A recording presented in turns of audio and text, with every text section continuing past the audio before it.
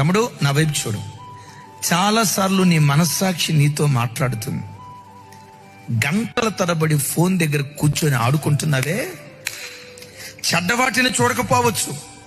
ఆ సమయం వాక్యం దగ్గర గడపాల్సిన నీవు వాక్యం దగ్గర గడపకుండా, మోకాల దగ్గర గడపాల్సిన నువ్వు మోకాల దగ్గర గడపకుండా ఫోన్ దగ్గర గంటల తరబడి నువ్వు ఆడుకుంటూ ఫోన్తో సమయాన్ని వృధా చేసుకుంటా ఉంటే ఎన్నిసార్లు నీ మనస్సాక్షి నీతో మాట్లాడలేదు? ఎన్నిసార్లు నీ మనస్సాక్షి నిన్ను గద్దించలేదు? ఎన్నిసార్లు నీ మనస్సాక్షి నీ మీద నేరారోపణ చేయలేదు? ఇన్నిసార్లు గద్దించిన కొన్నిసార్లు నువ్వేం చేసావో తెలుసా? త్రోసివేసావు. అలా త్రోసివేస్తే ఏం జరిగిద్దో తెలుసా? విశ్వాసం కూడా బ్రద్దలైపోద్ది, మన ఆత్మీయ స్థితి చెడిపోతే.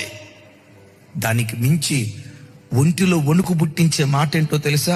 మనస్సాక్షిని పదే పదే తృణీకరించి వాత వేయబడిన స్థితిలో ఎవరైతే బ్రతుకుతారో వారినట్ట దేవుడు, వినండి, వాడు సైతాను చేతికి అప్పగించబడతాడట.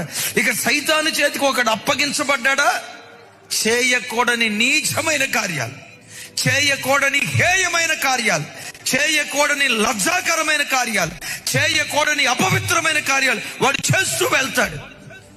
ఒరే, వీడు చర్చికి వెళ్ళేవాడు కదా, ఇంత ఘోరంగా ఎట్లా బ్రతుకుతున్నాడు? వీడు దేవుడు నమ్ముకున్నవాడు కదా, ఇంత రోత బ్రతుకు ఎట్లా బ్రతకగలుగుతున్నాడు? ఎలా బ్రతకగలుగుతున్నాడు తెలుసా? దేవుడే వాడిని సాతాను చేతికి అప్పగించేస్తాడట. Download ShareChat.